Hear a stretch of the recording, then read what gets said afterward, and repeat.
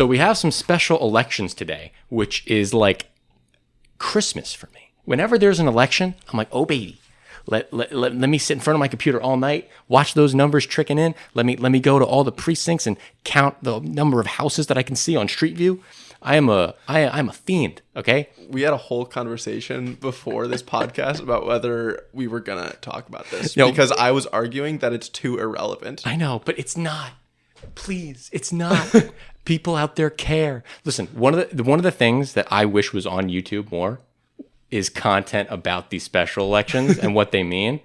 But I think that might be, I mean, we'll see. Maybe see. this blows up. If that I would was be cool. going to say, this might be a niche of one. Oh, man. That you're targeting. No, prove them wrong, please. I'm begging you. Okay. Prove the haters wrong. Okay. So we have a Pennsylvania special election tonight, and we have an election tonight in New Hampshire. Go over the Pennsylvania one first. We'll try to be quick about it. So voters in Pittsburgh will be deciding the balance of power in the Pennsylvania House in House District 21. So this is really interesting. The Democratic candidate is actually a former staffer for Chuck Schumer and has worked with Hakeem Jeffries in the past. And the Republican, Erin Connolly, I'm not going to try to pronounce her last name, was the chairwoman of a local party near Pittsburgh. Now, this election is important because it decides who controls the Pennsylvania State House. Now, this is important because Josh Shapiro, the governor, needs allies in the legislature to get some of his agenda passed. The Republicans still control the state Senate, but this is important for Pennsylvania politics generally. But it's also important for national politics because the results of the Pennsylvania election here and getting the temperature of where Pennsylvania is will tell us how they are viewing the Democrat and Republican parties more generally. So when a Democrat is in office, you would expect Republicans to do better in special elections. And when a Republican is in office, at the presidential level, I mean, you would expect Democrats to do better in these special elections. But what's been interesting in this year, we actually see Democrats overperforming the 2020 results in special elections. So on average, Democrats have been performing 5.8% better in special elections over their 2020 margins. This is indicating a democratic environment, okay? But not just is it important for the nationally, it's important for Pennsylvania to know where they are because Pennsylvania has a massive abortion battle going on in November. A seat for the state Supreme Court is up for grabs. The Democrat who is running has vowed to protect women's reproductive rights and is running against a Republican who has promised to defend all life under the law.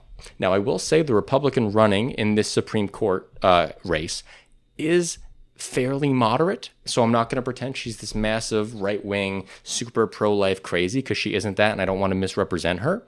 But it is important for the longevity of abortion rights that more pro-choice people are on the court, especially in Pennsylvania, which is a swing state and can have Republican governors and legislators for time to time. But what is so exciting is we now have the election results from this Pennsylvania race, which was literally just called 3 or 4 minutes ago. So the Democrat has won and has overperformed Joe Biden's margin by 7.5%. That is better than the 5.8 average we have seen over the course of 2023. Now, what's good about this from a Democrat perspective is that Pennsylvania has been one of the weaker states in these special elections over time, over this year, for Democrats. The average Pennsylvania Democrat overperformance was only 4.5%. So the fact that this race went to 7.5 is even showing movement in the favor of Democrats in Pennsylvania specifically, which is a good sign for Democrats nationally and was a good sign for Democrats in the Supreme Court race coming up in November. This is also good for Democrats in Pennsylvania because Pennsylvania is a key state for Biden's reelection campaign, and Democrat parties have been doing poorly with fundraising.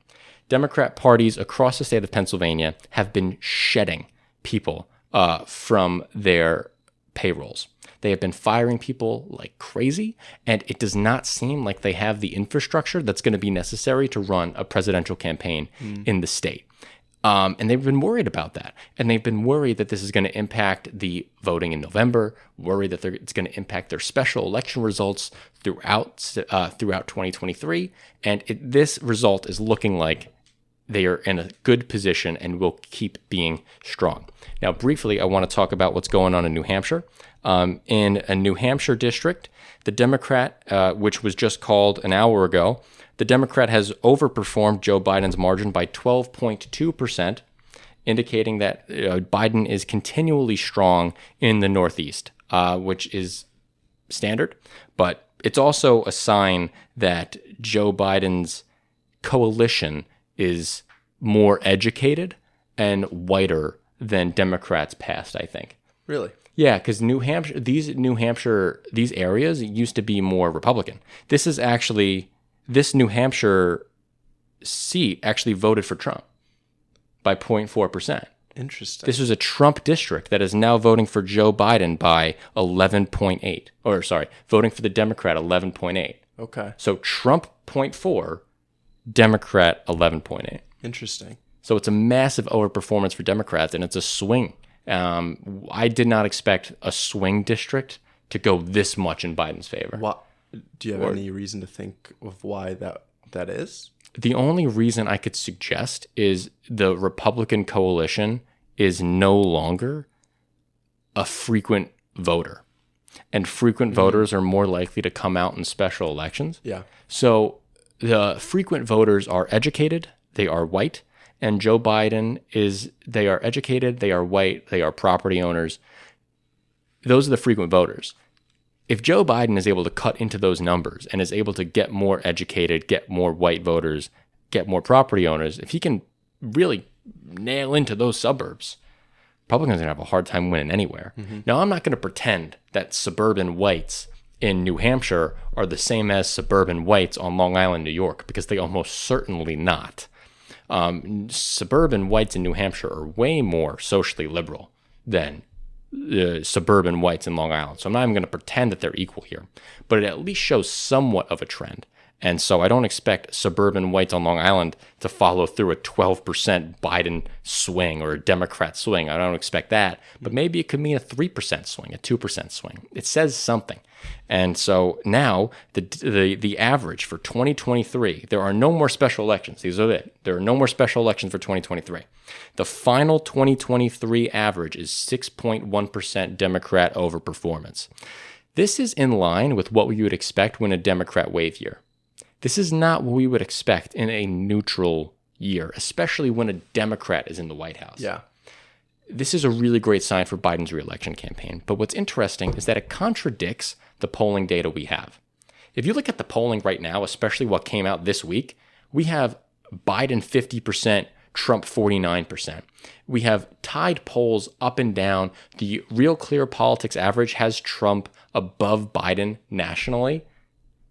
How does that make sense with these special election results? What is going on with our polling methodologies? Honestly, I trust these special election results more than I trust our polling methodologies. Of course. Yeah. I would trust the special election results way more because these are actual votes. Yeah. These are actually the people who cared to go out to the ballot box and vote. Mm-hmm. And I think these are more important. So a 6.1% overperformance, if this happens nationally, if Democrats perform 6.1% over what they did in 2020, we're talking about Texas flipping. Yeah. Right. That's where we're at here. We're talking about the Democrats keeping control of the Senate, taking control of the House, Biden getting reelected, and taking Texas, taking Florida. I mean, that's insanity. Taking North Carolina, that's insanity. Yeah. That's insanity. If this happens nationally, that's what would happen. I don't expect that. I mean, maybe this could mean a 4% overperformance, but even a 4% overperformance is insane. Yeah. If you get a 4% overperformance from 2020, you win North Carolina, you change the map. You keep the Senate. Yeah. You make it really easy for John Tester to win in the Senate race. You make it really easy for Sherrod Brown to win, right? So just incredibly good news all the way around. Just incredible. So that is going to be the end of our special election talk. And next, honestly, dude, September 27th, we got to stream the debate. Yeah. We have to, right? Yeah. Yeah. Absolutely. Absolutely. Yeah. I'm excited for that. That's going to be so fun. So there we go.